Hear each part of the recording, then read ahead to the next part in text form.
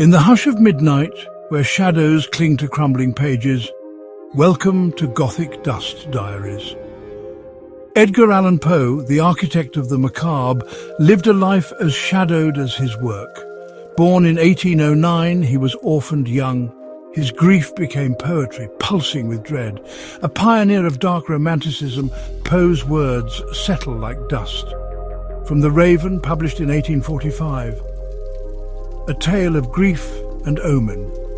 Once upon a midnight dreary, while I pondered, weak and weary, over many a quaint and curious volume of forgotten lore. While I nodded, nearly napping, suddenly there came a tapping, as of someone gently rapping at my chamber door. "'Tis some visitor," I muttered, tapping at my chamber door. "Only this and nothing more."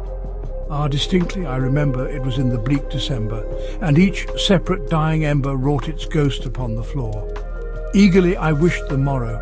Vainly I had sought to borrow from my books surcease of sorrow, sorrow for the lost Lenore, for the rare and radiant maiden whom the angels name Lenore, nameless here for evermore.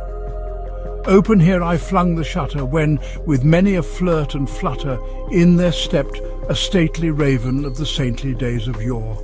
Not the least obeisance made he, not a minute stopped or stayed he, but with mien of lord or lady perched above my chamber door, perched upon a bust of Pallas just above my chamber door, perched and sat and nothing more. Then this ebony bird, beguiling my sad fancy into smiling, by the grave and stern decorum of the countenance it wore. "Though thy crest be shorn and shaven, thou," I said, "art sure no craven, ghastly, grim and ancient raven wandering from the nightly shore. Tell me what thy lordly name is on the night's Plutonian shore," quoth the raven. "Nevermore."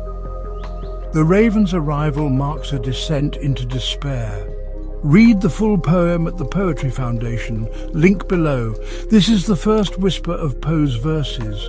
More await in Gothic Dust Diaries, from Annabel Lee to Ullalum. What Poe poem stirs your soul? Comment below. Visit Gothic Dust Diaries for more, link below. Until the next shadow falls, I'm the keeper of Dust Diaries.